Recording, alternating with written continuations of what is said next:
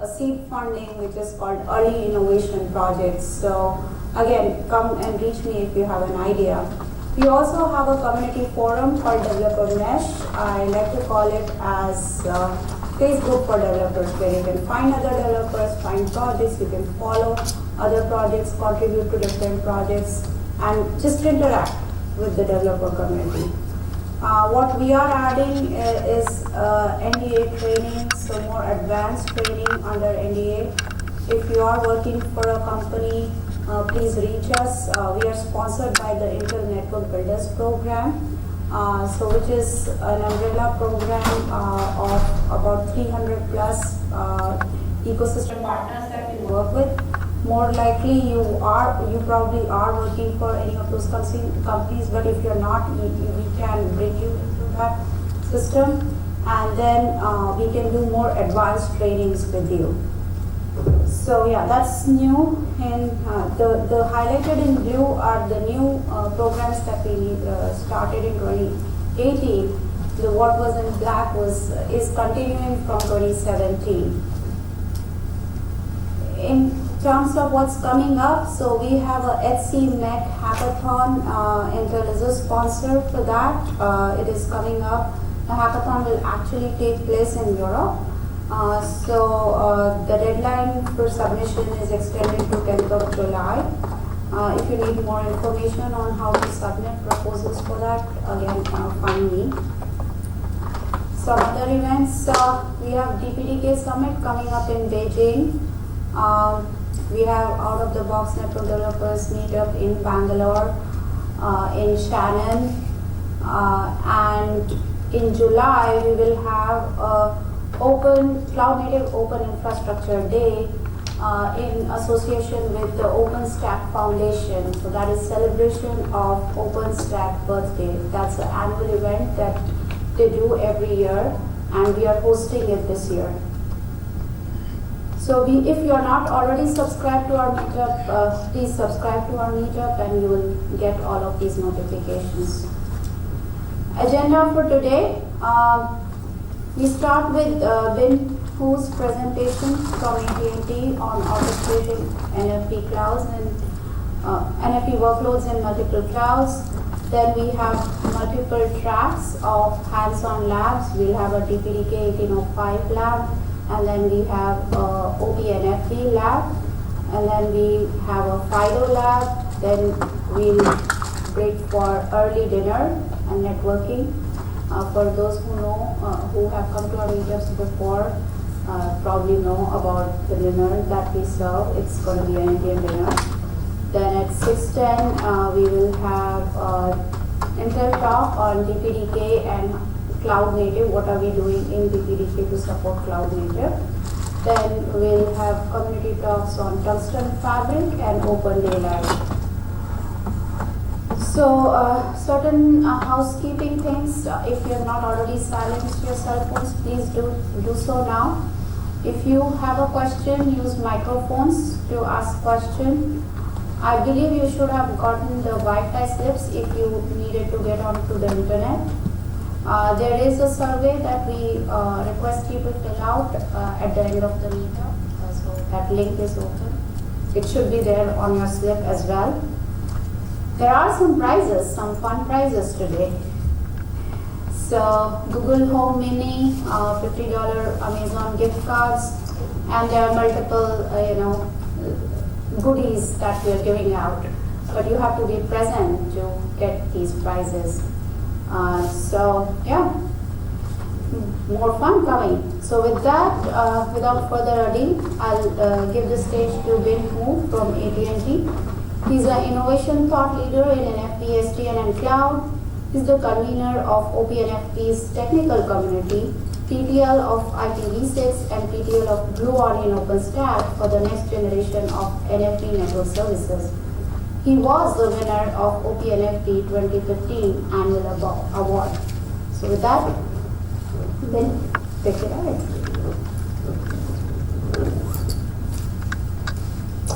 Thank you, Sujat. And good afternoon, everybody. And glad to see you here. It's a great meetup, and with all the different network and developers, right? And so AT&T, we are operating the different networks. So I think that's a great opportunity and to share with everybody the what the industry is moving in terms of the open source networking area, and how the developer community will be able to help and support the whole industry moving forward, and for not only the comprehensive the orchestration platform, but also how we can rapidly grow the healthy ecosystem with all the network, the operators and the developers and in the world. So today I will talk about something called the Orchestrating NFV Workloads in the Multiple Clouds, and basically that's one of the major mission about the ONAP projects. So for those who may not be familiar with ONAP, so ONAP stands for the Open Network Automation Platform. So it's one of the open source projects hosted by the Linux Foundation Network Fund. So Linux Foundation itself is open source, hosting a lot of the open source projects, and it has its own domain for the open source networking part. And so it has umbrella the project called Open Source Networking Fund, which basically hosts about 6 networking related projects, and the scope is also expanding, and the Tungsten the fabric is also applying to be part of the Linux Foundation Networking Fund. And so within this fund, and there are currently there are 6 major projects, right? An ONAP, OPNV, FDIO, ODL, and a couple of other projects. So ONAP is one of the projects in the networking fund. So today, how can I, next, okay, so that's the next second slide. So ONAP provides a comprehensive platform and for the automation orchestration about the network functions, right, that will enable the service providers to be able to rapidly deploy and orchestrate and automate the new services, new network services, and also support the complete lifecycle management. And in addition to that, ONAP also is also an ecosystem, and it's open source like a family with all the different service providers and vendors from all around the world. And so far, there are more than 100 members of the Linux Foundation Fund, and most of them are very active in the ONAP.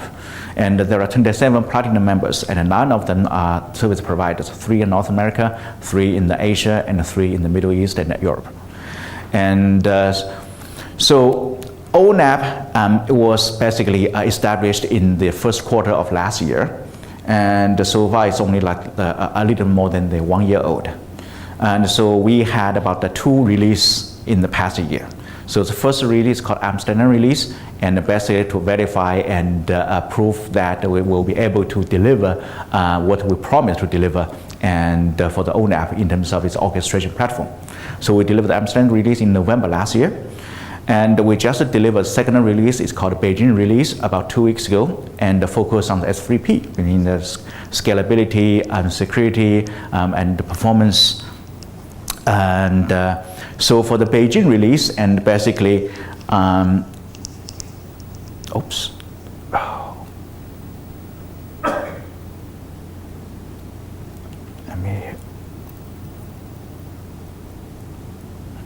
okay, so here is the Beijing release architecture. Yeah, and so, hope everybody can see it. Okay, so that's the Beijing release architecture.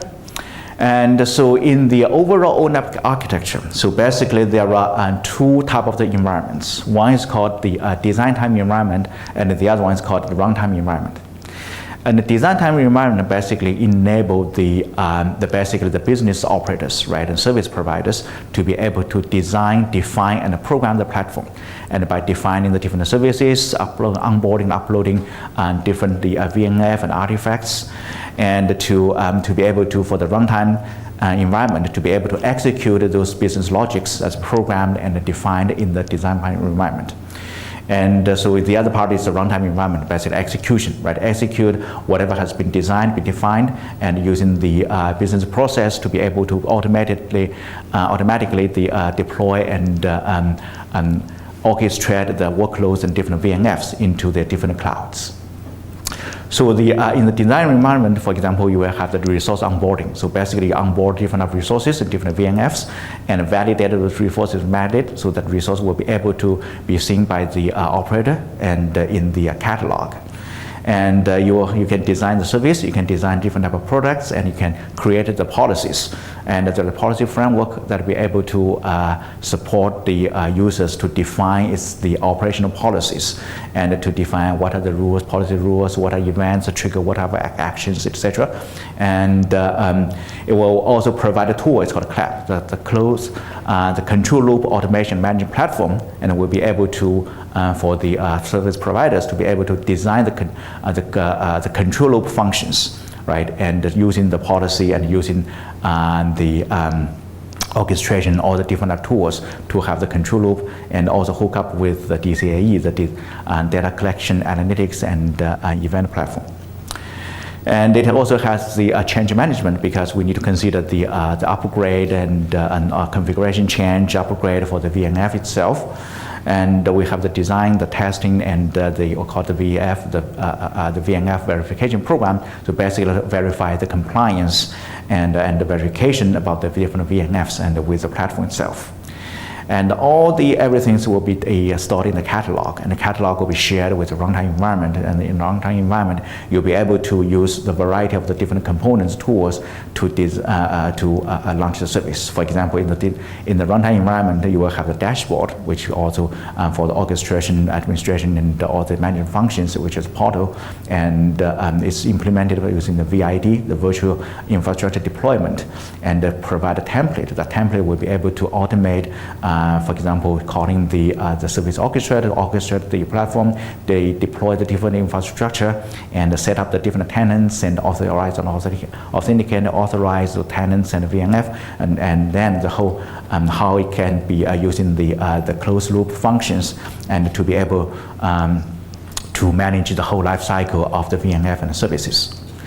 And you can see in the runtime environment, right, there are basically lots of basic components to support those functions, and although they can be automated using VID templates.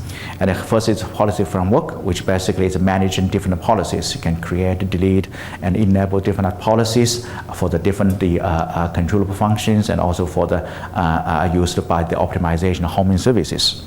You have DCAE. DCAE stands for the data collection, analytics, and events. It's basically a set of the services, and it has a set of the DCAE collectors. We deployed it to the infrastructure, to the host, from the host, right, and to the VM, to the VM, to the VNF, and to the service to get the collect different metrics. And that metrics will go through the homes, which basically is called correlation engine, and to find the root cause of any, for example, any fault that has happened, and it correlate and find the root cause and the trigger using the policy to trigger necessary functions. And you have a service orchestration, which basically to orchestrate based on the need from the users, right? To orchestrate different VNF and VNF components and to deploy and with the different clouds. We have the runtime, the NAI, called the available and active inventory. So basically it's the runtime database, and to have the current service status and current infrastructure status and other information, static information about the platform itself, as well as the VNFs and services that's running in the different clouds. And we'll have the SDNC, the SDN controller, which basically controls level 0 to up to level 3 networks. And we'll have the application controller, which basically controls layer 4 to layer 7, the virtual network functions for the lifecycle management, and including, for example, restart and stop and migrate, etc. And we'll have another called virtual function controller, and which basically do the similar things but in a different way. So the reason is the ONAP was the merge of two prior the open source project. One is called OpenO, the other one is called OpenEComp. And the VFC was carried over from the OpenO side, and AppC and SDNC carried over from the OpenEComp side. And so in the first release, we're proving the concept, so all the functions are put together. And for second release, we put them together as well in order to improve the platform, the stability, and to improve the S3P, the performance. But for the Casablanca, for the next release, and we're working on the maybe a consistent unified architecture, right? And to have a unified generic VNF controller instead of having two the application controllers, which may duplicate some functions large. So that will be the planning and work for the Casablanca, the C release, and we're in the planning stage for that. And there is a multi-cloud, the component, which basically will is a mediation layer. And basically, for example, it gets the standard API call from Northbound saying, okay, I want to deploy this VNF, and with this specific the Vim requirement, and then the multi-cloud broker will be able to find the necessary plugins for the backend clouds and translate those standard API calls into the cloud-specific functions. And for example, it may translate into the Kubernetes that APIs using the home charts, or using the, for example, Azure's ARM templates, or some other different mechanisms to work with the specific clouds that has in its own specific syntax and the requirements. And underneath is infrastructure, which basically infrastructure itself. Yeah, I have a few questions here. So one is, you have the SDN controller over there, right, in the ONAP architecture. Now, in the OpenStack, also you have a controller. So how do they talk to each other, or then you don't deploy an SDN controller? How does that work? So in the OpenStack, so SDN controller implements the neutron function. For example, neutron provides the virtual network setup, the standard Northbound commands. And of course, neutron has its own implementation to establish those different networks using the OVS, OVSDB. But on the other hand, ODL type of the SDN controller can also implement the plugins for the neutron, and in order to establish those the network flows and on behalf of the OpenStack. And so here the SDNC here is basically it's for the for today, for the standard release and 14 release, is for the SDN WAN type of the connections. So that's across the domains for the different clouds. And for example, it could be programmed the gateway between two different data centers, and for those type of functions.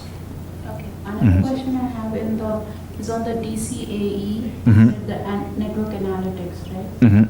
So does it use the existing collectd, etc., the open source, what is already some of those projects? Yeah, so DCA itself, and for the reporting format, we're using the VES, the VNF event stream. So it defines the data model to report the metrics in a standard format, so that it can be consumed by the other Northbound components of the ONAP. And for the collecting itself, for example, the collectd is used by some collectors. And but in the some other collectors may use some different collecting the method.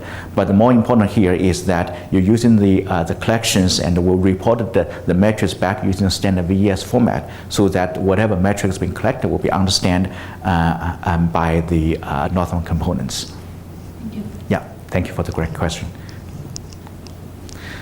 Yeah, any other question? Yeah. So in the southbound, it's basically a bunch of the infrastructure side. Yeah. Quick question. I'm not seeing any abstraction for security mechanisms here. Do you have anything for security? Can you please? Yeah. Go to one of the. Yeah. Hi. I'm wondering if there's any plugins or any abstractions here in any of these layers for security. I'm not seeing that clearly from this picture. Yeah, so there is a component called AF, the Application Authorization Framework. So basically, it takes care of the cross-components application level authentications, and it takes care of, for example, the storing the different secrets, and provides that the client plugin the library, so that different components will be able to use in the plugin and work with AF for these authorization services and for the security purposes, including the tenant authentication. Question, and how do you take into account service chaining within deployment, for the deployment, and also after the deployment? Service chaining itself will be considered as a high-level service. And first, we need to define the service chaining itself, how the chain is composed, and what are the VNFs are composed in the service chaining. And then, so from the orchestration perspective, it gets a service initiation request, and saying you have a service chaining which compose of, let's say you have a virtual firewall, the VNF, you will have the load balancing VNF, and you will have the proxy VNF in this service chaining service. And then the SDN service orchestration will be getting the service initiation request from the users. And then the SSO will decompose the service chaining the service into 3 different VNFs, right? A virtual firewall, load balancer, and virtual proxy. And after that, and each VNF could be also decomposed into the different VDUs, the virtual deployment unit. Sometimes we call it VF component.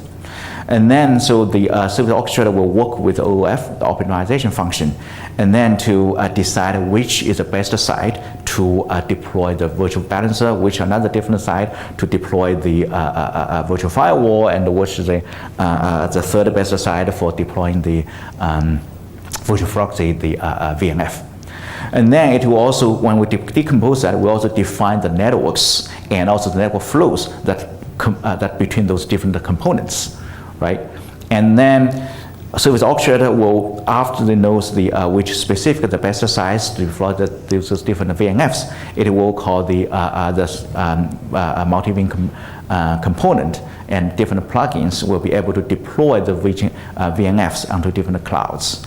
And then we'll go call to the SDNC and to create those networks between those different VNF components.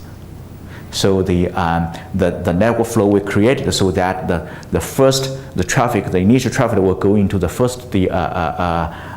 VNF. Let's say in this case, let's say it's a virtual firewall, and then after virtual firewall, the outbound virtual firewall will go to inbound of the virtual load balancer, and the virtual load balancer outbound of the virtual load balancer will be going to the virtual proxy for this type of job. Okay. Multi-VIM cloud layer, is it meant for different kinds of cloud, or is it also meant for multiple cloud deployments, like an edge computing? Multi-cloud itself provides a set of the plugins, which plugin itself will connect to each physical clouds. For example, now we have the vanilla OpenStack plugin, which will be able to talk to the vanilla OpenStack. And different vendors will provide their own plugins. For example, VMware provides VMware VIO plugin that will enable the ONAP would be able to work with the VMware's OpenStack compliant cloud. And another company will provide different plugins that will be able to work with a different cloud, right? And we will have the Azure plugin will be able to work with Microsoft Azure. We'll have a Kubernetes plugin will be able to work with the Kubernetes cluster. But it's meant for one such deployment. It's not for one ONAP managing multiple OpenStack deployments. For now, let's say if you have multiple plugins that's been deployed at the same time, each plugin is running as a separate microservice. So in this case, each plugin can be run concurrently. It depends on, for the northbound, if I say I want to deploy this VNF to the OpenStack, vanilla OpenStack. Okay, so it will find the vanilla OpenStack plugin through the, we call it microservice bus. And each plugin will register itself in the microservice bus. And then find this plugin, and then call this plugin, so that plugin will deploy the VNF to the vanilla OpenStack. But if you ask it's the multi-VIN to use, let's say I want to deploy the service to the Azure, it will call Azure plugin. And the Azure plugin will work with Azure to deploy it. Yeah. Any other question?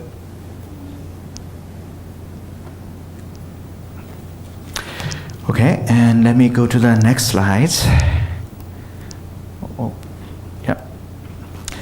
Okay, so the diagram I just introduced is Beijing release architecture. So we also discussed the key architecture, long-term architecture principles, and for the ONAP to be as a kind of target to evolve the architecture, because for each release, the architecture have some kind of variations. Major components will be there, but new components may be coming up. For example, for the Casablanca release, and some proposal may be using the Istio instead of the microservice bus, right? And so to manage different containers. So that will be kind of a more like a implementation, but it has to be conformed to the principles that everybody, at the beginning of the ONAP, everybody agrees, and from the architecture perspective. So the key architecture principles include modular, including the microservice, and include model-driven. And so from a modular perspective, right, and so basically all the different components needs to be implemented or architected in a modular way, so that we will have the APIs and for the better consistent behavior between different components, and easy for the scaling different components, and for the portability. And so all those APIs are standardized and documented using Swagger, and also we aligned with other industry standards, and whenever it's available and it's appropriate, and to reuse, so that we don't have to reinvent any wheels, and from the standards compliance perspective. And we adopt the microservice-based paradigm, so that we will be able to run the different components as a standard microservice, and all the interface will be based on RESTful APIs, right? And that's because in the ONAP, there are implementations are using the different type of languages. For example, the primary language is Java, and most of components are implemented in Java, but some components are implemented in Python, and a few components are also implemented in, let's say, Perl, in the Go, for the container, and some other different languages. But using the microservice, so all those implementation details will be hidden, and for the different components, right? And so from scalability, from the economic perspective, it's more viable from runtime perspective. And we are using the ONAP Operations Manager for onboarding, for instantiation, and the different components, and for the scalability perspective. And so each component as a microservice needs to register for now with the microservice bus. And for example, just gentlemen questions, right? We have different multi-beam plugins, and each plugin is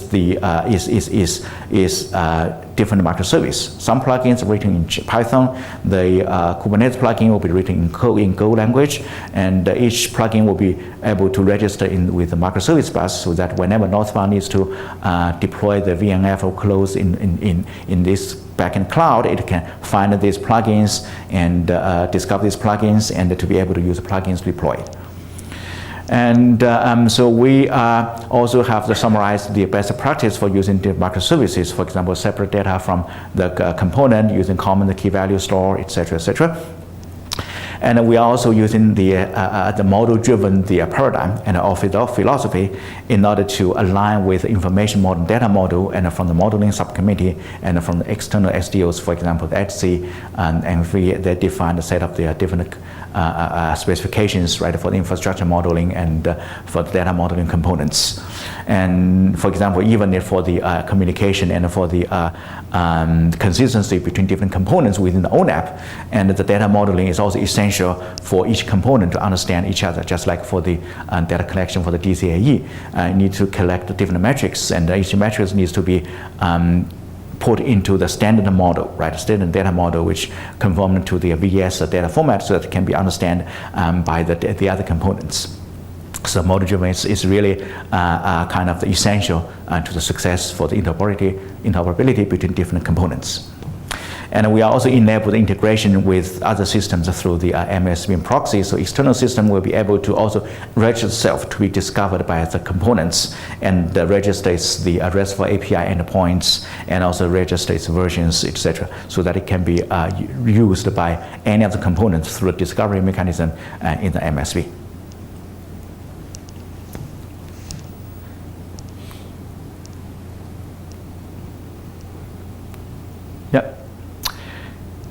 Yeah, so here is the workflow for deploying the VNF into the different clouds and different sites. And so first you need to have a design time, right? You need to design the service, define the policy, define the onboarding the different VNFs, so that the VNF can be verified and validated and put into a catalog. And the catalog will be shared with the runtime environment. And then the user can also define the service and products using different VNFs. And the example just mentioned using the virtual firewall, load balancer, and the proxy. And then in the runtime, and for example, the service orchestrator get the request as the first step saying instantiate the service SFC function, which includes the load balancer, proxy, and firewall VNF. And the service orchestrator then decomposes the service into the, if there's a sub, we call it the child NSD, network service descriptor. In this simple example, it's only the VNF, right? But if it's the NSD itself, it's a nested hierarchical architecture. So the first step is to decompose the NSD into child NSD until it reaches the VNF level, right? And then it decomposes this child NSD into the different type of VNF, like a virtual firewall, virtual load balancer, virtual proxy. And then decompose virtual firewall, for example, those VNF into the virtual deployment unit. Sometimes there is no subcomponents. Each VNF itself is deployable. So itself is a VDU, the virtual deployment unit. But sometimes it has the multiple VDU itself. Okay. So after decompositions, and the service orchestrator then needs to work with OOF, the ONAP optimization framework, to decide what's the best site to deploy those different VNFs for this service function chaining. And OOF using the set of the service requirement and also considering the current status about the usage about different VNF and infrastructure capacity by getting the information from NAI, the available and active inventory. And also there is a consult policy, right? And so say, okay, what's the current policy? For example, using this VNF. Let's say such one VNF may need the extra hardware capacity, like HPA capabilities, right? So for HPA capability, there's policy saying, okay, if you need the let's say CPU pinning and new memory, you have to go to the cloud A. Right? So this type of policy needs to also be enforced through the OF. And through the executions, the OF, the optimization itself, will find the best the cloud. Let's say cloud 1 for the virtual firewall, cloud 2 for the load balancer, cloud 3 for the proxy, right? And of course, it don't have to be different cloud. Maybe it's all the three best for all three VNFs in the same cloud. And after that, they give the information to service orchestrator. And the service orchestrator itself will be able to work. Sometimes you need to work with the Cloudify, because the Cloudify has its own plugin and will be able to directly work with different clouds and with a more efficient way. But in some cases, right, and you be able to work with multi-beam plugins, right, and to as a cloud broker, and to find the necessary plugins like Azure plugin, Kubernetes plugin, and to deploy the virtual firewall on, let's say, on Kubernetes, and deploy the load balancer on Azure, and deploy the proxy on the OpenStack. So all this flows, and so all the major components work together, and to finish the deployment of the functions. Thank you for reminding the time. So basically, the important here is a service component plus a placement requirement. So let me go to the last slides. And okay, so this slide is basically the text about what I'm just talking about. Yeah, so the flows 1, 2, 3, 4, decomposing, and get the optimization, get different flavors, and put the VNF into the clouds. And so that's the last slide, and I know I have only 5 minutes. So homing, so a little bit about the homing. We just talk optimization, right? And so it's called homing. Homing is a policy-driven placement optimization service that can allow ONAP to deploy the services automatically across the multi-site and multiple clouds. And so it's taking into account those different constraints. For example, the capacity requirement and available capacity of the different clouds, and what's the locations, what's the affinity, anti-affinity requirement, and what are the latencies that are required by the service, what are the latencies can be supported, what are the platform capabilities like the SRIOV type of DPDK type of the capability, and HPA capability, etc., and some other service-specific constraints depending on the different service.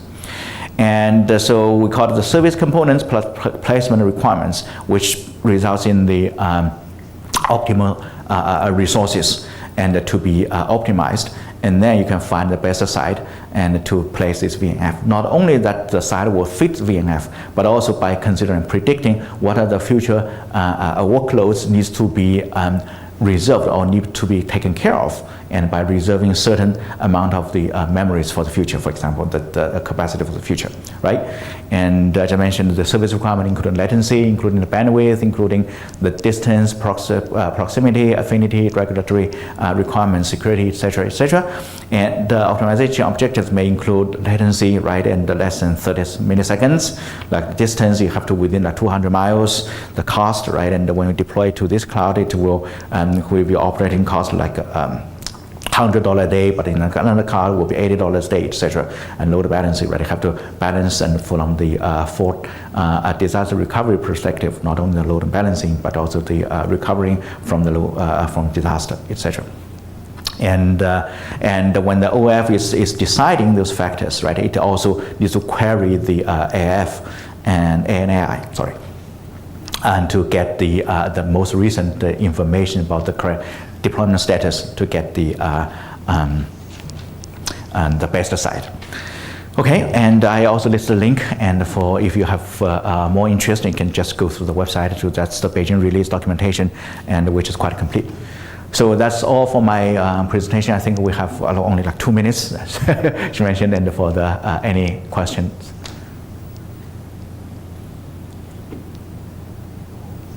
Are there any certifications for the VNF or even the SFC?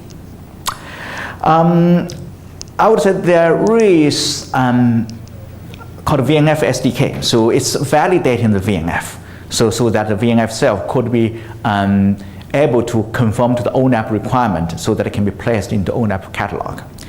And there is a project called the VNF, the verification program, but it's in the Linux Foundation. Now we're talking about Linux Foundation networking level about what's the overall verification and certification program that are not only for ONAP, but also for any of the projects like OPMV, because it's from the OPMV side, and we already have the OPMV verification program. We call it CVP, the Certification Verification Program. And now this program will cover all of the Linux Foundation, the networking projects. So in the progress about what's the process, what are the tools, etc., to cover this verification needs and certification needs. Yeah, thank you. Any other question? If no, thank you very much, and I think we're just on time. Thank you.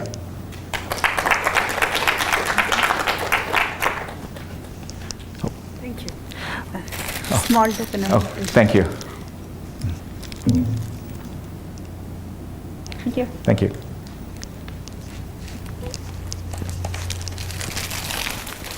Thank you. That's for the stage. With that, I'll give on the stage to MJ. I'll let him introduce himself. He will be presenting a lab on 1805. There is a parallel lab which is going to take place on OBNF 330 will be convened here.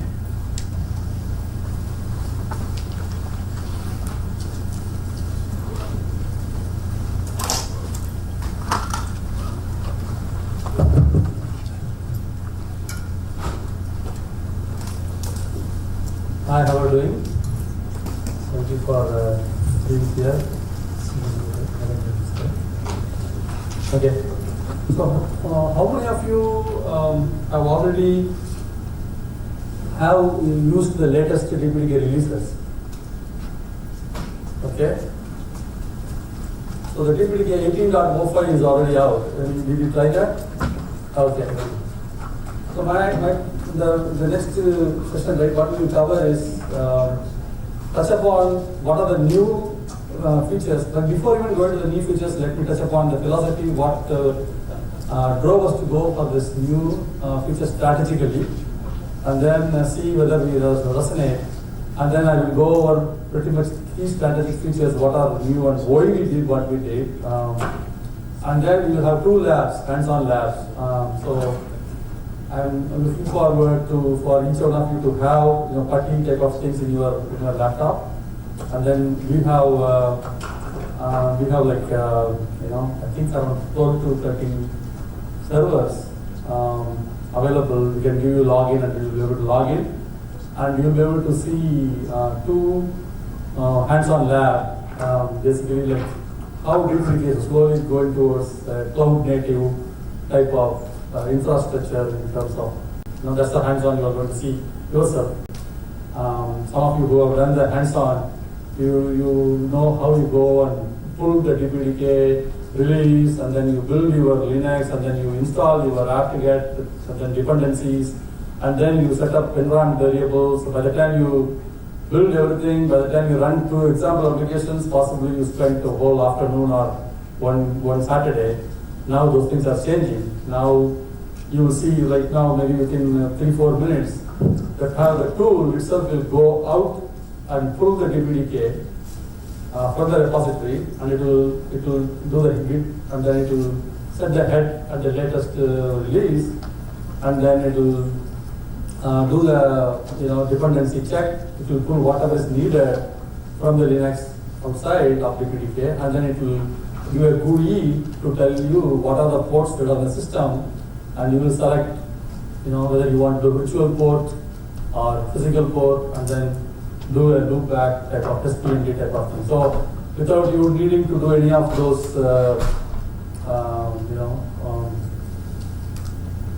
environment variables setting up, none of that, right? Everything is GUI based, and again not GUI, like more primitive GUI, you can see that way. And then the another one will be Meson and Ninja. How many of you use those tools already? Meson, Ninja, everybody familiar with these tools? Okay. So these are, everybody, how many of you work in Java and Maven? Are familiar with the name Maven? So yeah, these are, okay, so right now, okay, let us look at the problem before we throw in the technology words, right? Let's say you have so many libraries, and then you are a developer, you are going to now go and modify certain things. Normally, if you again build, it takes like a lot of time, so many modules. Now here, the way the configuration, the way all those flags, right? Even let us step back one more time, right? Like you have, let's say some of you work with Eclipse, some of you work with different IDE. Every IDE is unique in its own nature. So you need to remember where the build file will go, where the install will go, and where the environment variables are. Everything is specific to that particular IDE.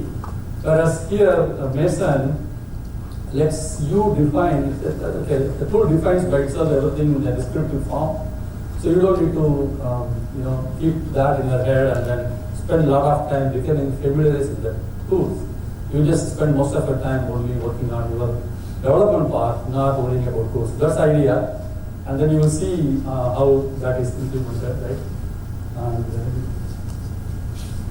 so that is the second part. So we will have a source directory, right? So what I did is in that machines, right? We have already did apt-get, and then we have a git the DPDK latest one 18.08.05. Now you have that directory called DPDK. So that's a source directory.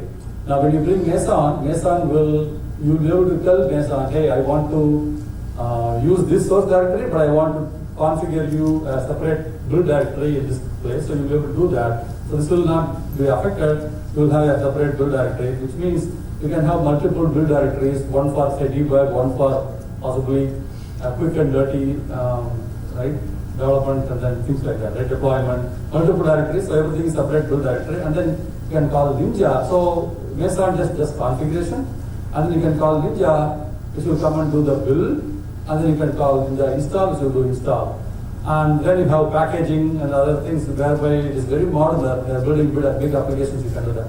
So that is the second part, which is going to be the lab. But first what we are going to do is we are going to look at the strategically what is happening with the DPDK, where we are positioning it, what are the new releases, features, and then some background, like, not only, even though we are going to dig through that, okay.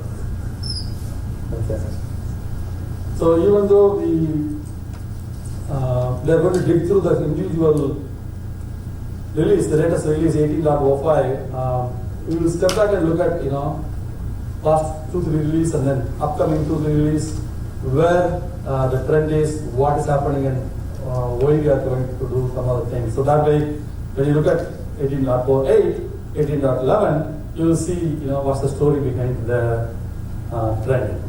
Okay. Now, before I go, some of you may have your feedback in terms of using DPDK, good, bad, ugly. So let me start from here. Anything you want to share with your experience? Any suggestions for improvement? Anything you liked it, you did not like it? Let's take time to get that, and then I want to spend maybe another 10 minutes or 5 minutes in case you have any burning problems in your mind. This is the place you can also talk about. So you can feel free to come to the mic and you can talk about. I can take notes, and then I can even have the flow go through according to what you like to hear or where your problems are more than go by what I have already built the points. So any takers, any input, anything you like, anything you wanted to see improvement, or any feedback? Who is rolling out products using DPDK already? Anybody rolling out products using DPDK? Not yet? Okay. So some of you raise your hand that you are already saw the latest release. Anybody needing some overview? Okay, DPDK is a new word, the first time I'm hearing. I don't want you to assume that you all know everything. Raise your hand if you need some introduction to start with DPDK. Okay? So we'll do that. Okay, so what is DPDK and why DPDK, right? So if you see Linux, right? Linux was designed 30 years back. 30 years back, what was most primitive thing? What was the most, not primitive, premium? What is most premium? Is CPU more premium, memory more premium, or I/O more premium? Which is more premium 30 years back? Which was 30 years back? CPU, right? Is CPU? Is that? I don't know. Memory is always expensive, right? But if you see the 30-40 years back, there were separate rooms, glass doors, and people have to remove their shoes and then go inside, and then there was only one core possibly in the whole box, right? One core, right? And then I/O was more like sidekick, right? I/O was outside, right? There was big printers and then card readers, they were outside. So from that point of view, the reason I'm asking the question is, from that point of view, when you design operating system, Linux, right? It was designed with the mind that CPU is the most premium resource, and you want to conserve that resource, and that was the whole operating. If you take any operating system or right operating research course, how you want to reserve the resources and how you want to be efficient is what the theme. And so Linux designed the things that way. So they had a scheduler. They made sure the CPU is not wasted and things like that, right? So their concentration was on that, not on I/O. So I/O was like, okay, I'm busy. If you want something, interrupt me. But now, how many CPUs are there in a single CPU? So how many cores are there in a single CPU? Right? But then I/O is becoming premium, right? When you talk about I/O, everybody is asking about throughput, bandwidth, latency, jitter, and we possibly never heard those things 30 years back, right? So from that point of view now, can we use the same logic, what was designed 30 years back, and deal with the same mechanisms to handle the, to handle the I/O? You cannot, right? What I mean by that is, if we want to qualitatively, if you want to quantitatively talk about it, if you're talking about 10 gig or 40 gig or even 100 gig, and then if you're going to do a network forwarding job, realization, right?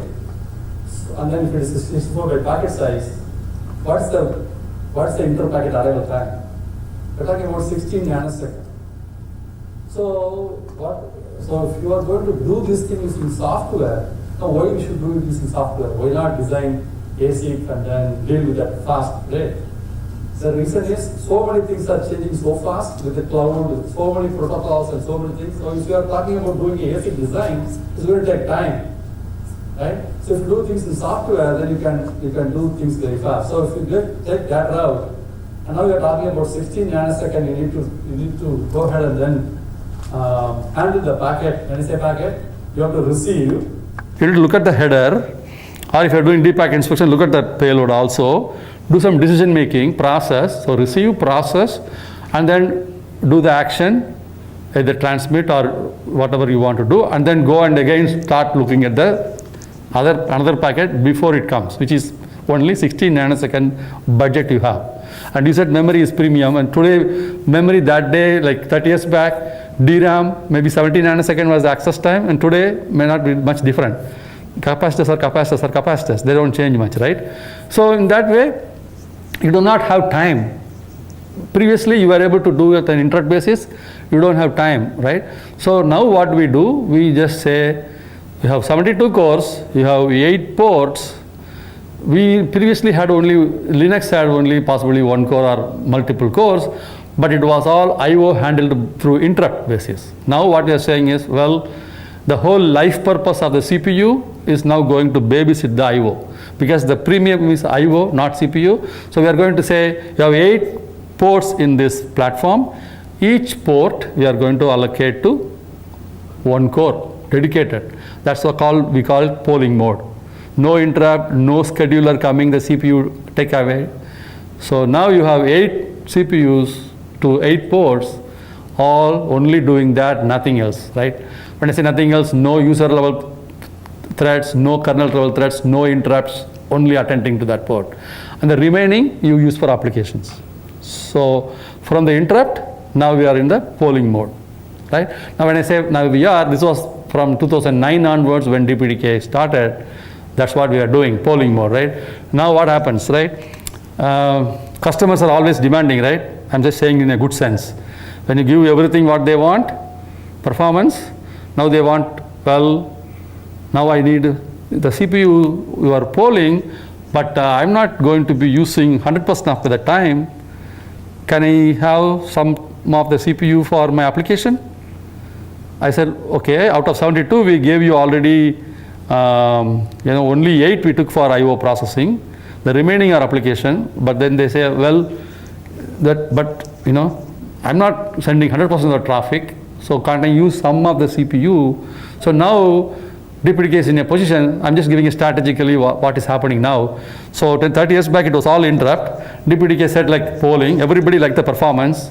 Performance was 30 times compared to Linux, not 30% more, 30 times, right? Performance is more, but now they said we want CPU to be available for application also in addition to I/O. So now we are bringing that NAPI type of model where both interrupt as well as polling, right? Now the benefit is not only interrupt and polling, we are also user levels process. We are not in the kernel level, we are in the user level. Okay? So user level meaning what? What's the benefit of user level, being in user level? Anybody? The kernel drivers were all in kernel level, now we are in user level. What is the benefit of being in user level? Predictable latency, low application generation. Predictable latency, low application, okay, very good points. Anything else? Your application finally is the user space, correct? So the driver being in the user space, there is no buffer copy. If it was in kernel, then copy, right? And then again, ring transition is not there. So all those benefits are there, right? So, but now we are in a space where we are going to satisfy customers' requirement and we are doing both. Now time passes, now we are in 18.04, 05 time frame.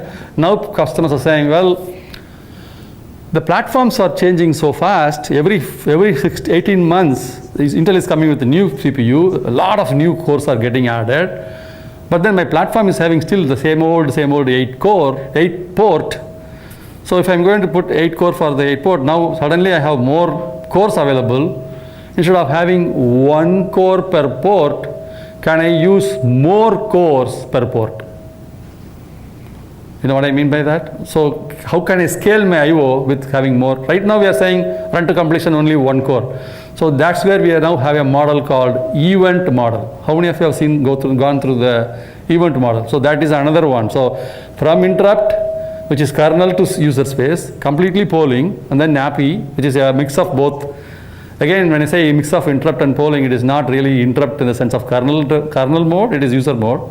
And now we are talking about event model. where it's like a callback, but still you are in user space.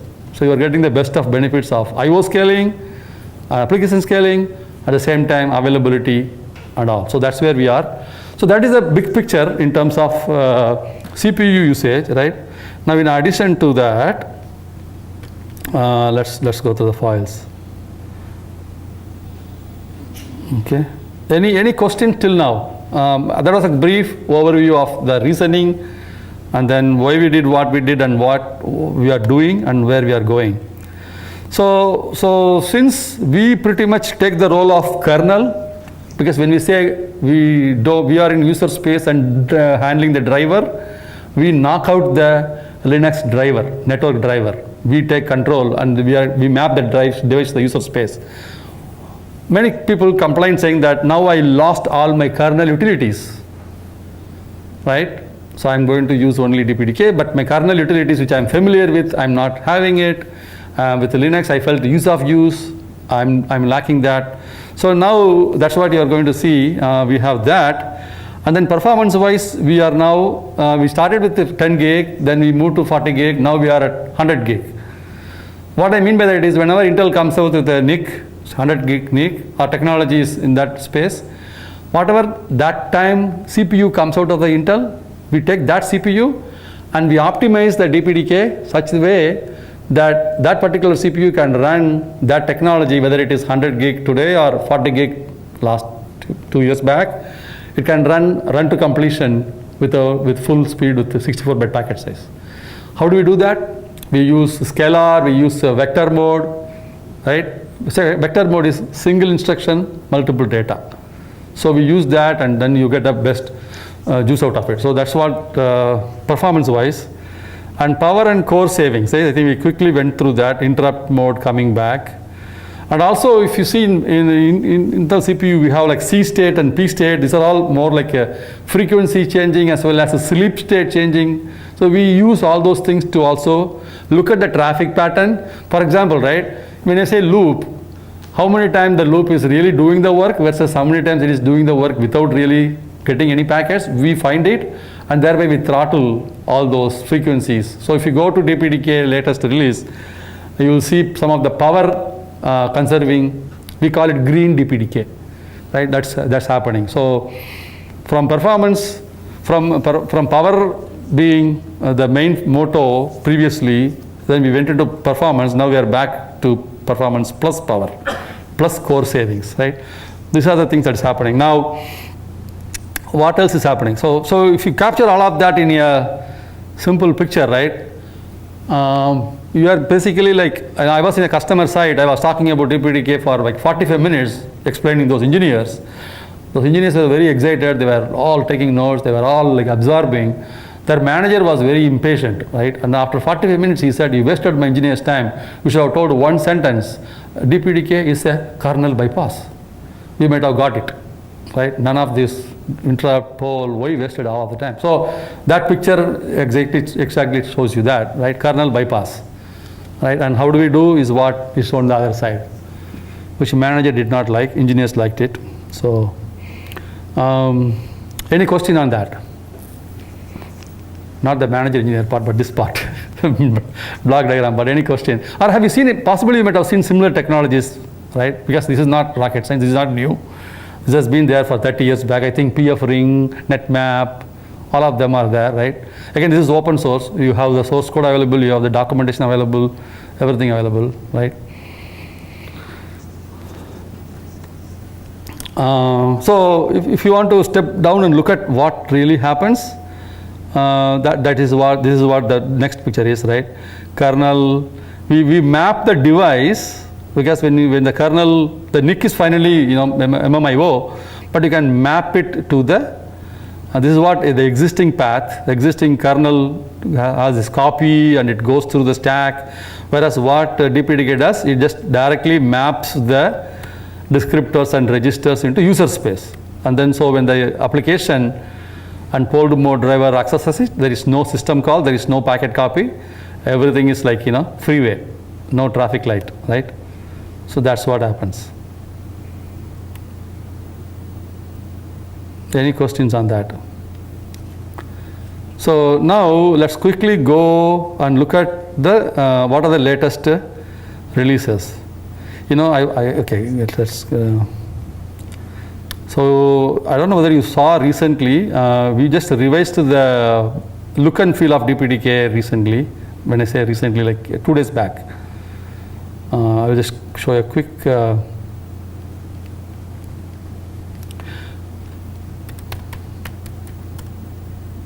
So dpdk.org is the site.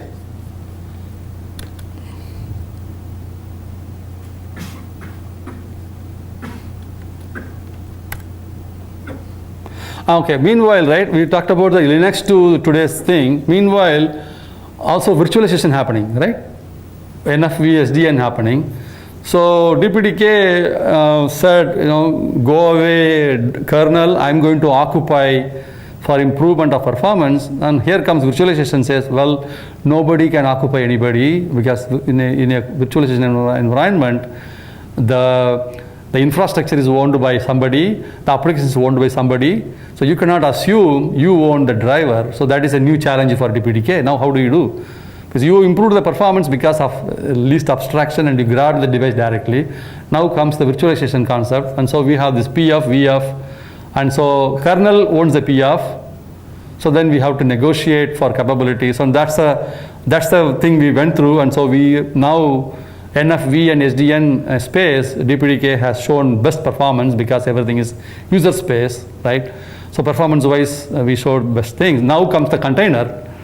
The container comes and says, well, you cannot, you know, you just have only one kernel, everything has to operate there. So now that's what we are working right now, right? So this is the one, right?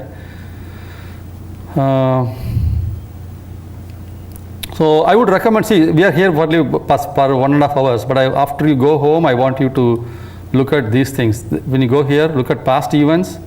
If you go here, similar to this, there are a lot of summits that happened. Bangalore, March 9th, San Jose. So if you look at San Jose, right, for example, or Dublin, right? Some of our engineers are there from there. Okay, Intel has the communication group there. So if you see here, so there are videos, right? 20 minutes videos. You'll be able to go and look at that.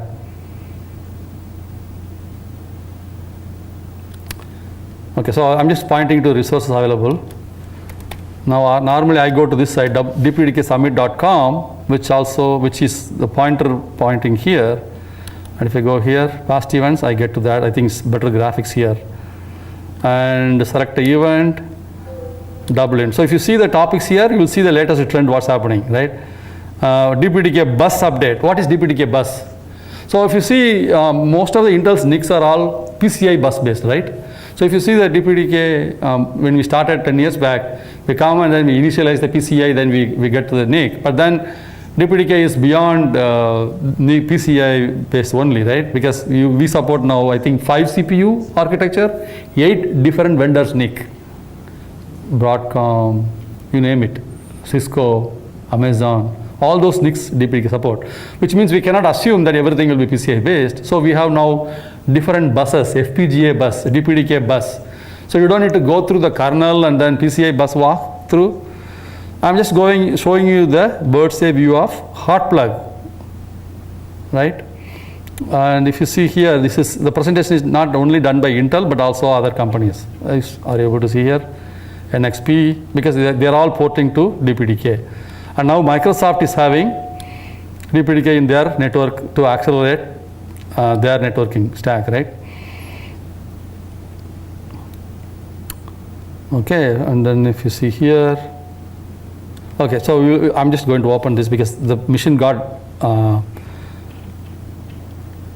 shut down. So let me just keep this here, okay.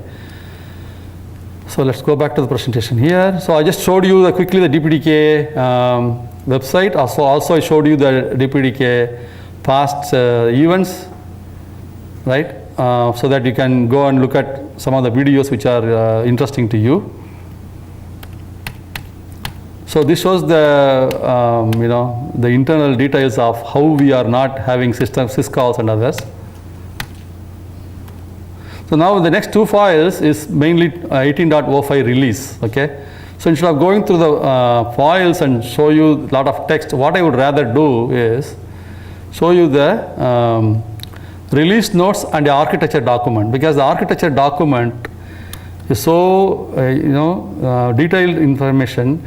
It not only talks about how things are done in DPDK, but why things are done the way things are done. So let us look at the release notes where, okay, what are the new features? Is the text big enough? Okay. So if you see, the very first thing is memory subsystem. Okay, let's again go back. Now, when we say we have only 16 nanosecond budget, right? Normally when you write program, what do you do? If you want memory, you ask memalloc, right?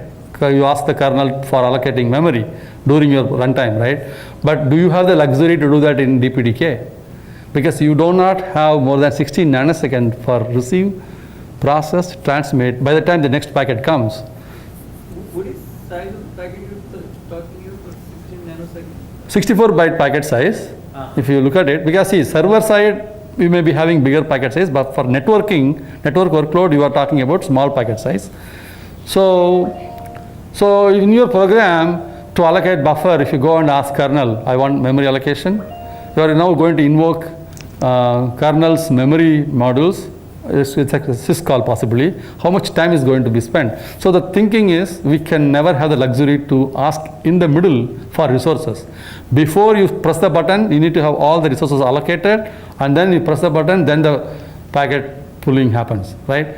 With that in mind, we initially had always pre-allocated huge memory ahead of time. But now comes container and says like, well, container instances are getting started, spawned off and killed, and then new container gets started. So now we want to satisfy that requirement. So that's why you are seeing some of these new changes. Okay. So this may be like too involved, but if you have already used DPDK, some of these things, the advantage of getting the whole thing in bulk ahead of time is you are getting all the possible physical address space contiguous also if you do upfront. But dynamically, if you go and ask, physical contiguency may be now challenged. So what do you do? Right? So there are a lot of other flags and things like that we have added, which you can give and tell. To add to more complexity, let's say you have two socket system, right? Previously, when I say previously, when we did complete allocation ahead of time, not letting you do dynamically, when we had two sockets, what happened? It was allocating all the things from socket 0. Now let's say you had only one NIC, it was fine, but let's say you had one NIC here and another NIC in second socket. If it allocates everything in socket 0, now your performance for that NIC is not going to be okay. So you have to give, again, this is previously, we had given the choice for customers to give in command line, hey, I want memory to be occupied equally from this slot as well as from this slot. When you say that, it will allocate equally or depending on what you say, right? But now we are saying dynamic. So now the meaning when you say, I want to allocate from this socket, it also means I don't want this to be dynamic. The moment I allocate, I want it to be always available, not able to, right? Those type of additional meanings get involved. So to just summarize, right? For this particular bullet, memory subsystems has worked very much, and then now you are able to have ways to say minus mem, minus socket mem, all those things. Thereby you can selectively say I want to let the dynamic memory operate, or I want the static memory to be operated, right? How many of you have gone through programmer's guide? Okay, let me just take a minute and then promote about this programmer's guide. See, if you see here, Intel used to have this color code. How many of you know this? Again, I'm talking about maybe 30 years back. We used to give data sheets not in PDF but printed form with Intel name on it, right? So customers used to get a white color document, right? But the beginning, the project is designed in the architect's mind.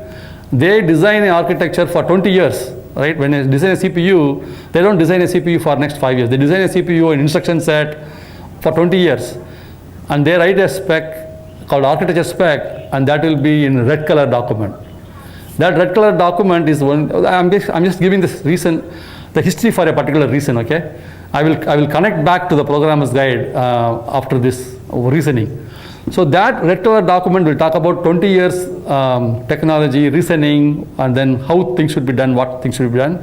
Possibly 3-4 architects do that. They will have that document. Now, let's say now the first incarnation of that document is going to be done, first CPU. Maybe it will be 5 years, it will take time to do the design. And then another team possibly will start the second CPU, but all from the same document, architecture document. They will do the next advanced one. Now this first design, the possibly around 250 engineers will do the first design. They will not be able to see that red color document, because if they see the red color document, they will get confused, because that talks about 25 years history, right? So they will only, there will be another document written for that team. It will be an orange color document, which will have only specifications for that particular period, right? Anybody understand what I'm talking about? Because the architect can talk about long term, but for a design guy, it has to be short term for him to deliver. That's an orange color document. They use that, and now once it is done, validation will happen, and now Intel will say, well, not all these registers and bits needs to be known to outside. Some are undocumented because we don't want everybody to do everything. So that's a yellow color document which will remove some of that, and finally validated, and then some things work, something doesn't work. Then comes a white color document, which is what you will get in your hand as a customer. Now the reason why I went through that is, in this DPDK, the red color document, what the architects wrote, specifying all the thinking, all the reasoning, not just how, but why they did what they did, which can long elasticity for next 20 years, is what is in the programmer's guide. And normally that doesn't even leave, but then Intel, the architects fought for the legal team and everybody to make sure that it is going out, because it's open source, it's a software product. Only if people understand how they have to write the code optimistically, thereby they can benefit out of that. So it took a lot of energy to make this available for you, right? So the reason I'm just promoting that is, so take time to go through this. Okay, this is the document, DPDK Programmer's Guide. Okay, so let's go through quickly some of the. So previously we never assumed that DPDK will be shut down. The moment it started, we grabbed all the resources. It is going to be lifelong polling. But now with the container and all those things, we are now introducing things like cleanup function. We never thought we will be writing these things, RTEL cleanup. And then memory mapping, discovery and memory reservation. Right? So that's what we talked about. Two modes of memory, dynamic memory and legacy memory. Legacy memory is what I talked about, grabbing all, right?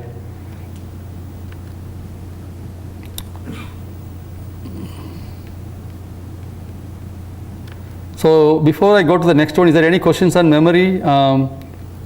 Anybody have used all the memory models, what we talk about here? We have something called memory zone, which is a physical, and then we talk about, see, that's why we talk about the contiguous options, okay? Now, let's talk about the next exciting topic, which is called the port representers, right? Now, in the virtual cloud environment, you have physical function for a port, and then you have virtual function, right? Virtual function is handled by users. Physical function is more like a kernel functionality. Now, a NIC silicon may have like 20 functions, but a software, a kernel driver may only expose 5 functions.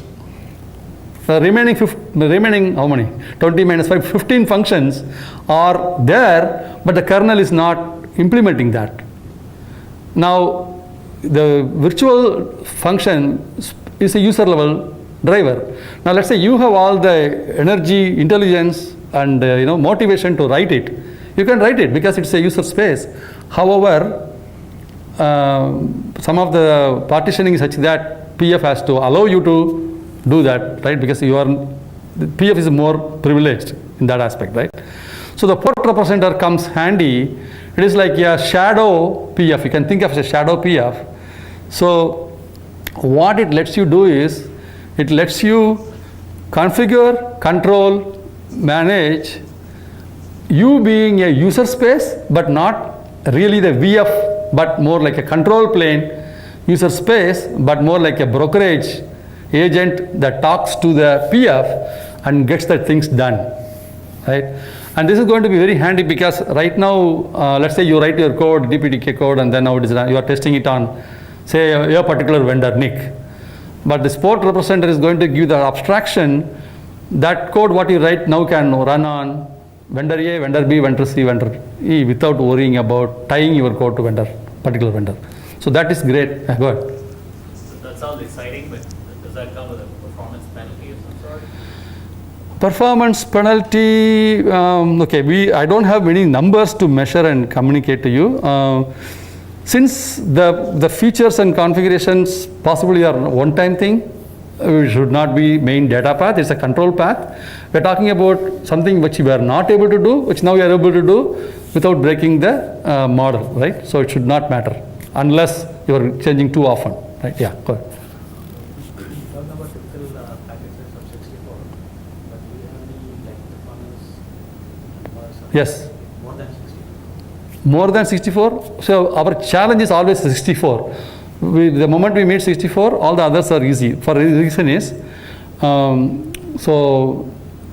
whenever any packet comes, we have to give the attention to look at the header, right? And then we do the processing based on header information, and we need to go back to the next thing, right? So the moment it is 128 or 256 or 512, we have enough budget to meet. 64 is where we are very challenged. So to give you the exact number, for 10 gig, we are able to meet with one core, one port, 64 byte. Whereas if you are talking about 40 gig, we are not able to meet. We need to have 2 queues per port to meet the line rate. With 128 byte, we are able to meet with one core, all speed up to 100 gig. 128, 256 is no problem. The problem is always at the 64, right?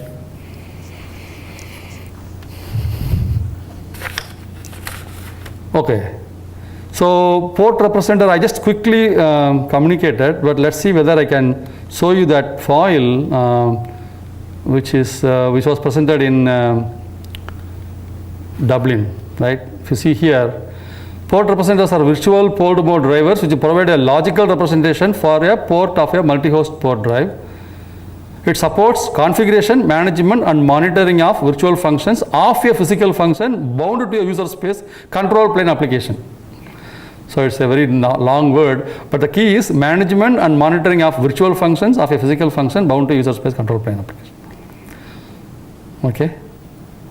So yeah, keep watching this space. Lot of new things is coming that space.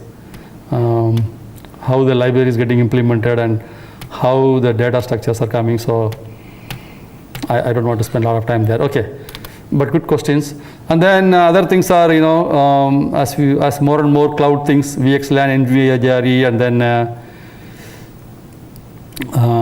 other vendor drivers support. I think these are all other vendors. Right? Mellanox is this one.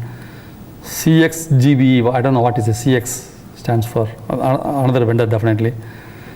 So support for Solarflare, AMD, PMD, and then Broadcom. VDPA, okay, so what is this? I'm just touching the main functions, right?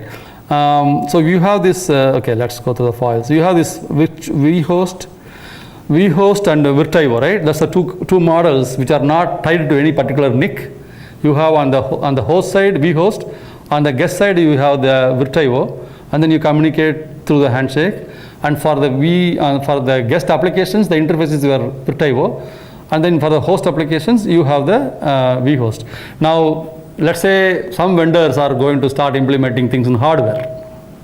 So how do you now meet that? And that's what this is. This can meet that. So it's called acceleration. It's called vhost data path acceleration. So if it meets the Virtivo specification, and so if you are designing a hardware to go with the spec of Virtivo, then this will meet that specification. I have block diagrams which talks about under hood. So we know in Roman letter, I have some quick quiz, right? It's afternoon, everybody's like sluggish, so a quick quiz. The Roman letter for 5 is what? V, right? For 10? So for 100? C, okay. So now you will know what the last line is. IF C, right? That's a 100 gig driver. Okay. And then I think L is for 40, I guess, right? L is 50, huh? I see, okay. What is approximately? Okay. Okay. So if you remember, I was talking, then I don't know why we have then XL74, XL710. XL is 40. Oh, XL is 40, I see. L minus 10. L minus 10, 50 minus 10. Minus, I see. If you put this way, minus. Okay. Okay, very good. Thank you.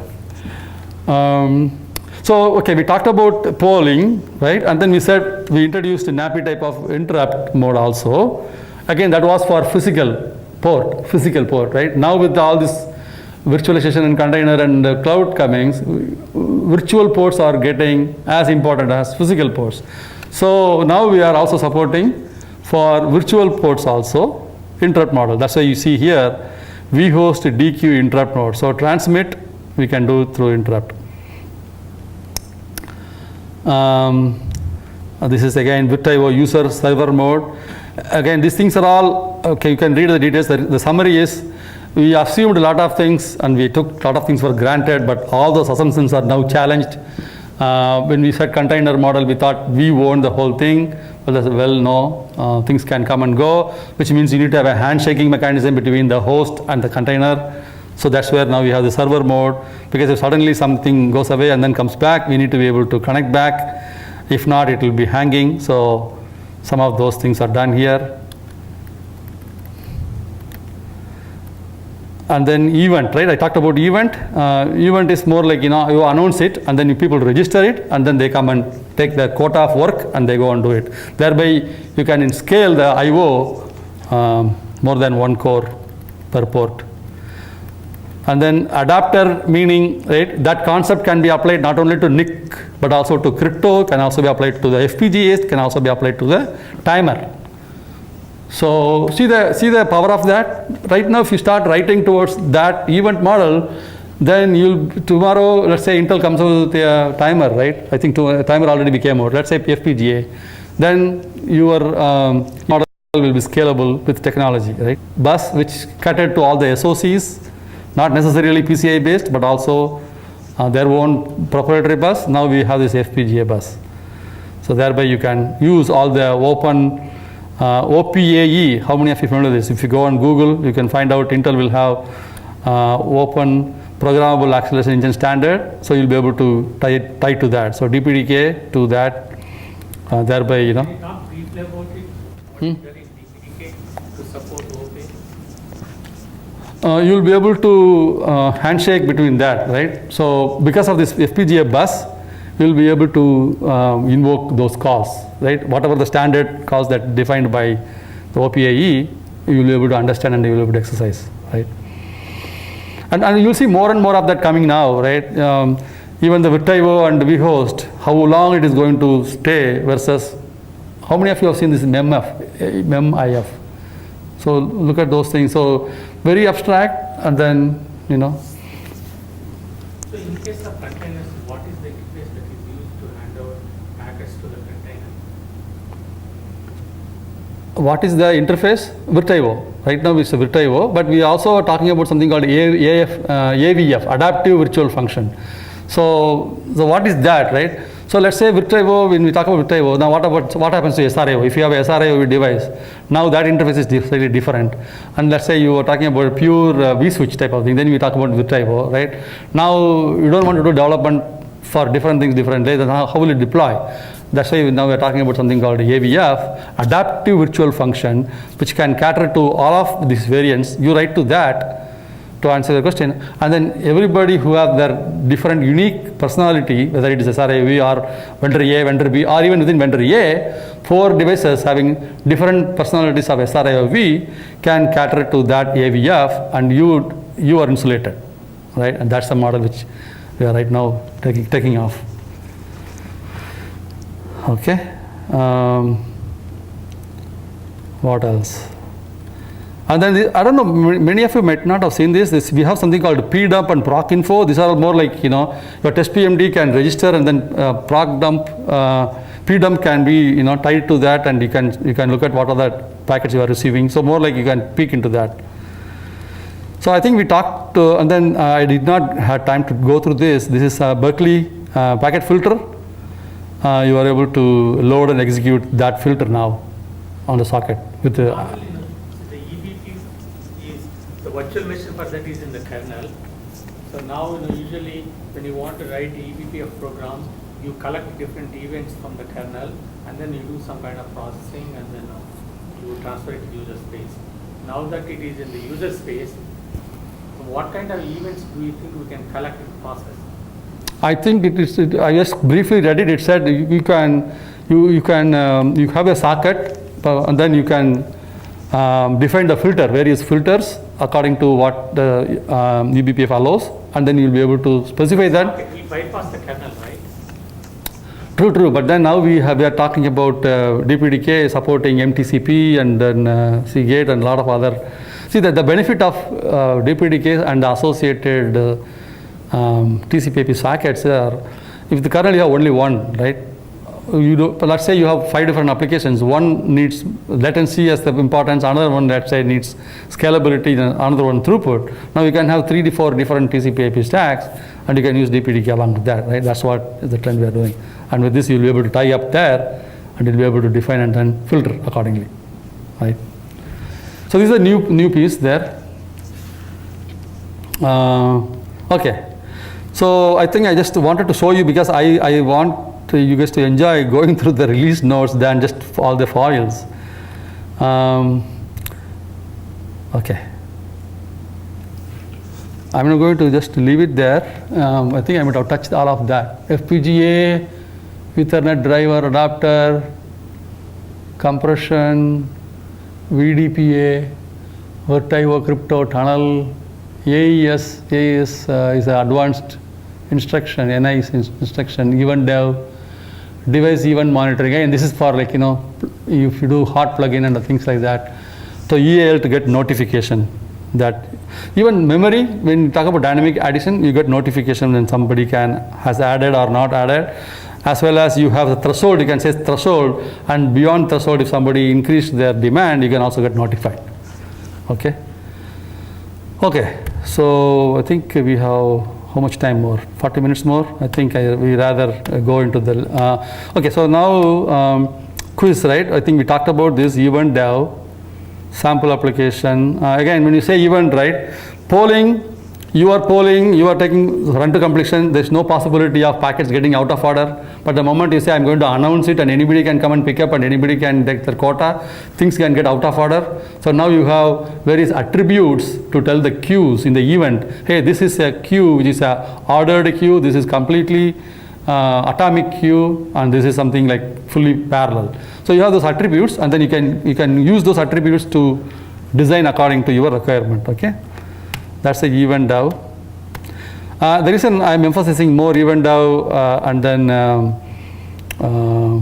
similarly RTE flow. I don't know how many of you have seen the RTE flow. I'm not talking about that here.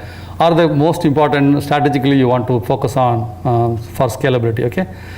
So we said ease of use is important to you, and we listened. What do we mean by that? So Mason and Linja, right? Let me show you. Before coming here, I quickly ran the Mason and Ninja build, okay? The configuration and build system, how fast it is. Some of you might have spent a lot of time running these things, building the DPDK, and so you may know how much time it takes, but let's quickly see how much time it takes here. Any questions till now? This is a big topic. I just went all over the place, strategy, and then in this near future, and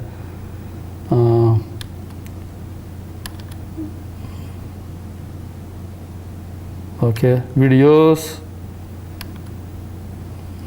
Okay.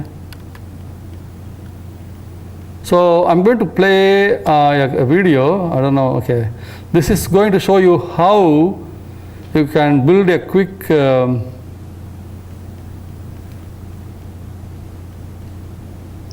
Hi, my name is MJ. Today we are going to do a quick hands-on of how you can easily do a quick start DPDK, build and run the test PMD application. For example, the purpose of showing that is earlier you used to do this, you used to set, okay, once you have a Ubuntu machine or any Linux machine, you need to set up all the dependency tools and you need to do apt-get, and then you need to get the DPDK from the repository, dpdk.org for example, and then you need to go and set up the RTE,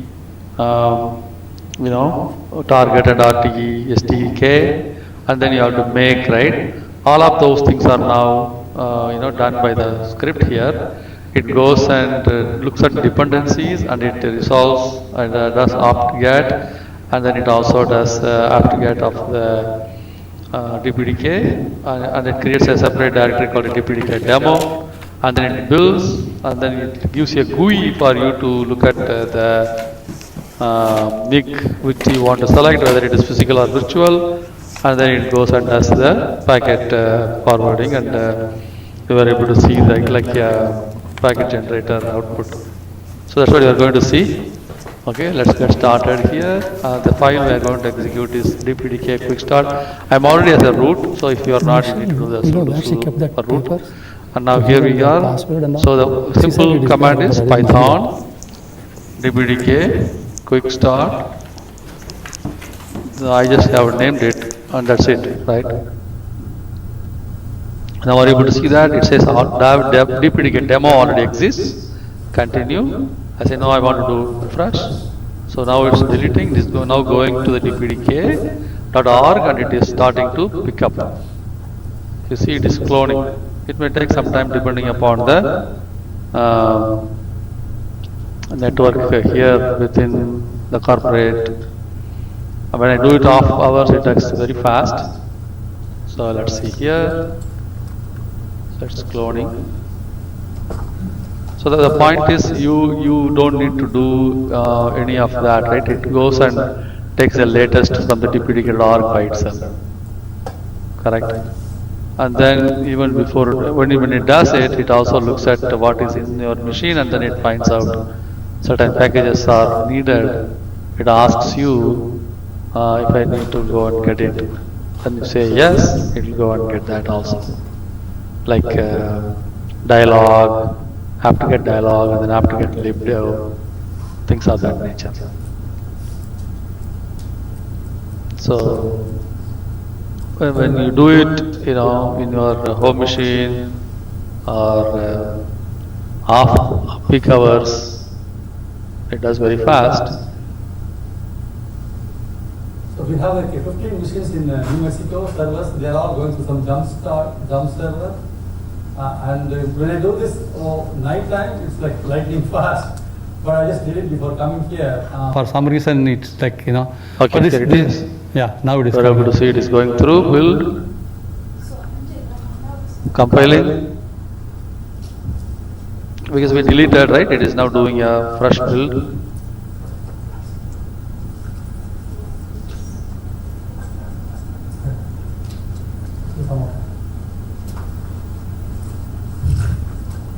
Installing.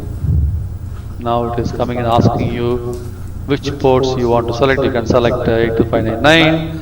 Now in my case, I'm going to select the virtual port. No, okay, this saying about to run test PMD. So it is trying, and are you able to see that? It is now RX and TX both are running.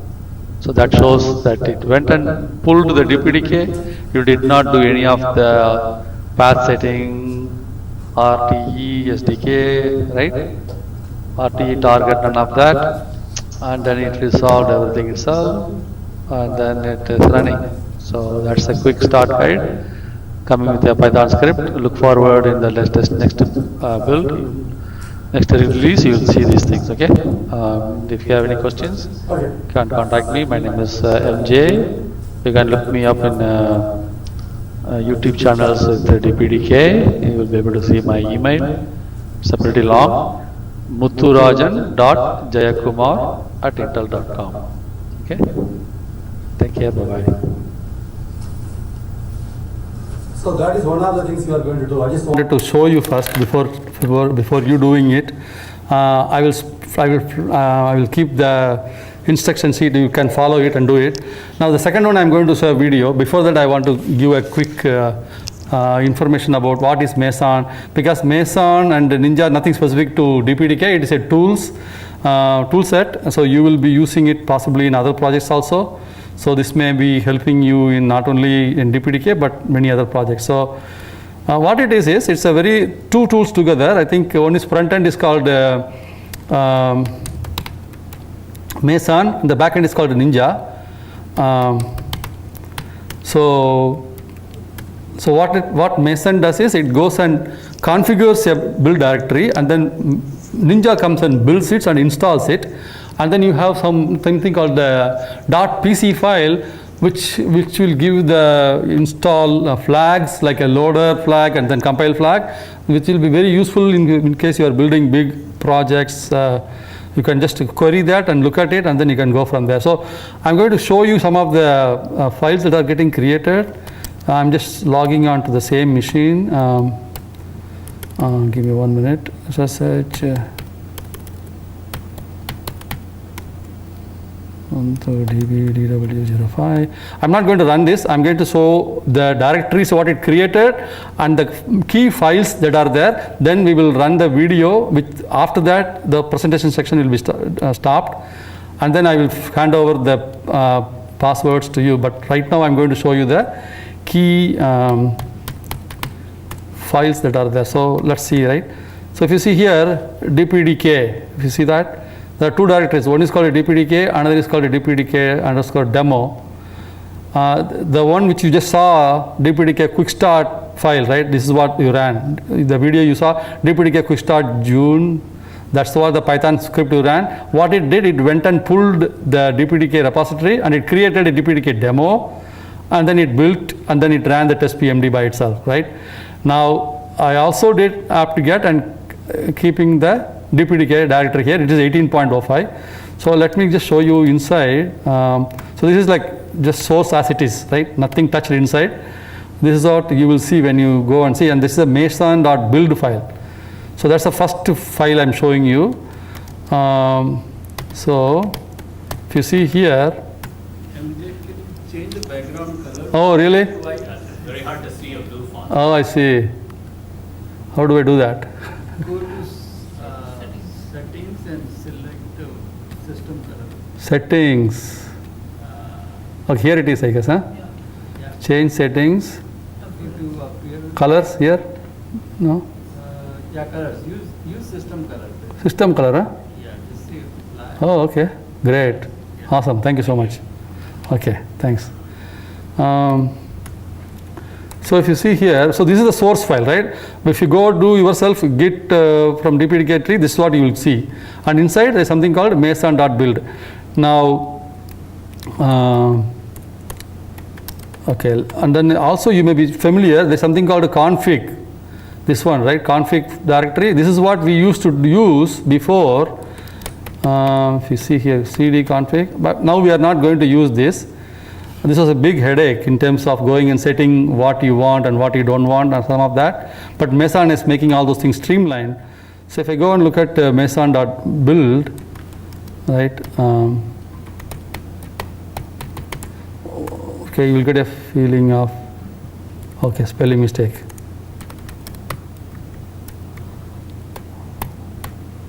Okay. So if you see here, it has all the descriptive language pretty much. If it starts here, right, it says, okay, what is the project? It is DPDK, it is built of C, version number, license, default options, static release, not debug, not shared, static. Meson version should be this and that. And then set up some global vars for compiler platform configuration. and then it gives a configuration how to do what to do, and then pretty much it builds the libraries and drivers, build binaries and installable tools, any examples that you can specify in the command line options, build any kernel modules, and things like that, right? So that is the source file, right? Now what I did is I used Meson and then gave a configuration, and the file name is, okay, I did it in the root. So if you see here DPDK June 22, so that is the directory which is in the future. Okay, so now that's what it configured, and in that there is this RTE build config.h was created. So the reason why I'm showing that is so modular, everything is at one place. You don't need to be looking all over the place. All the configurations are here. So if you see here, it is enabling what all the things that are enabled. By default, everything is enabled. Previously, before this, in DPDK, pcap file was not enabled by default. And let's say you wanted to do pcap, you have to go and enable it in the config file, and then it will give error if the dependency files were not installed. Here, none of that. Everything is at one place. So very pleasant to work with. Okay. So then, what else? So there's a Meson private. Okay, CD Meson private. So if you see here, there is a libdpdk.pc. Now that is the package. So if you are building some applications, and this will be very useful to query. Right? It says required. What is required? libdpdk is required, libcrypto is required, and what are the libraries it depends on, and the path and the flags, and pretty much that's it is. Right? So I just wanted to show you that. So let's run the video of showing you how that was done, and then after that we will stop the presentation mode, and then we will get into the hands-on mode. So this is going to show you how Meson configures and how Ninja builds, installs, and then how you are able to run application. That's a quick question before you start. Yeah. So, hi, my name is MJ Albert. Go ahead, yeah. sorry about that. Yeah, go ahead, yeah. Just curious why you did not choose something like Docker to deploy DPDK instances instead of doing all this Meson builds. The Docker containers will essentially do the same thing, right? Yeah. Why would you not deploy this? I think this was a first attempt we did, and then we are doing exactly what you are talking about. Right? We just wanted to get everything organized, and then this was the first go, and then we are going to do that. Yeah. By the way, we are also working on other things like P4 and other things. So yeah, keep watching the space. How quickly you can use, you can configure and build using Meson and Ninja. So if you see the directory here, I am already showing you that DPDK is already here, right?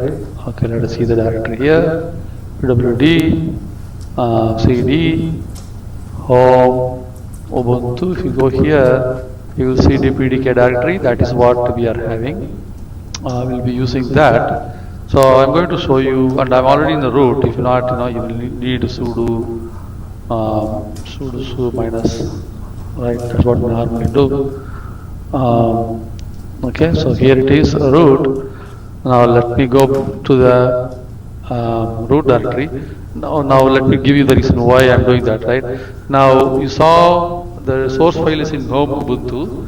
Then build, I'm going to configure in a separate directory, and then I'll be building and installing there. So if you see, the source directory is separate place, and the build and install is going to be here in this directory. So I'm going to give Meson is the program name, and then command line option is I want to build, examples, some example applications. Let's go with small simple one.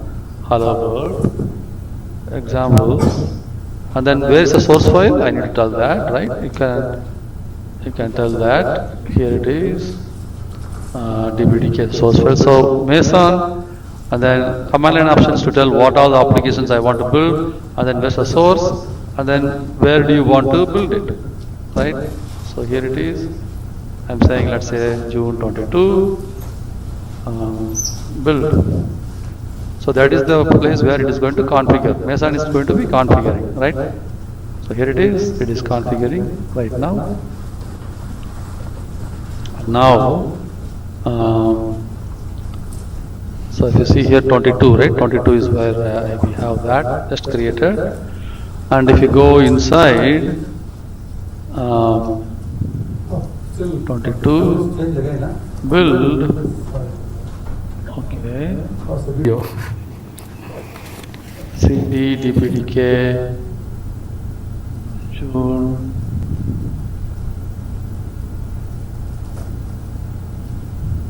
CD, DPDK June, 22 build.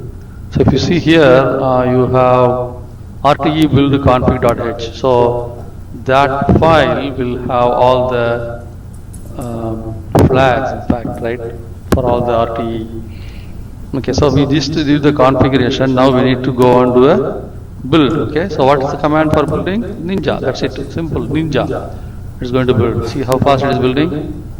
It is done. There, right there. So it shows you where it is putting all the load and CC, right? And if you go and look at the directories, you will be able to see where those libraries are. Okay. So now I'm going to do Ninja. So that is the libraries will be. I'm going to tell you quickly. Okay. For example, right? User local x86.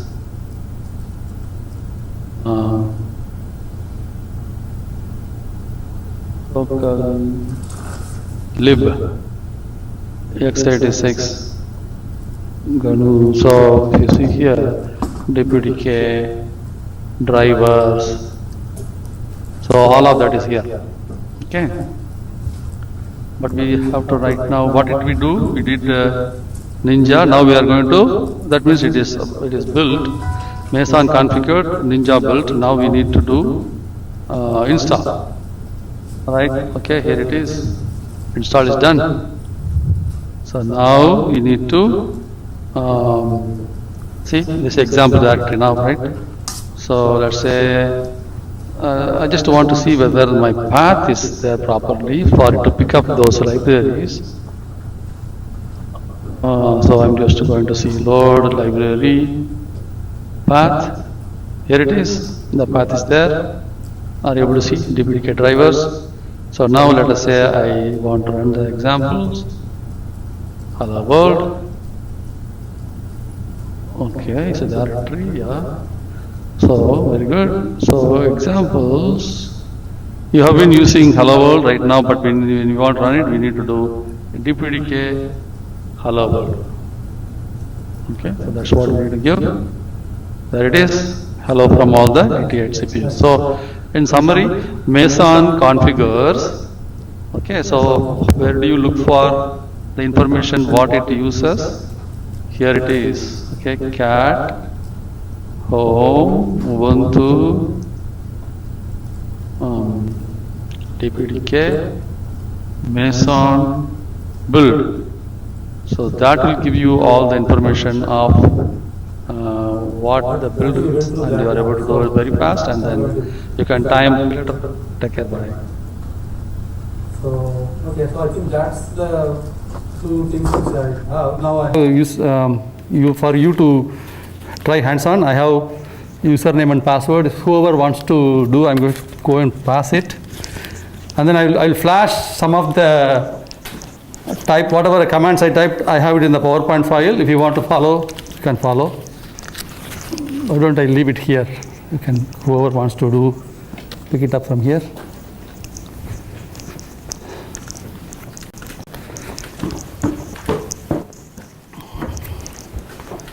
And then I will just run a test application. So what you saw, are you able to see here? It's also running started running test applications. Okay.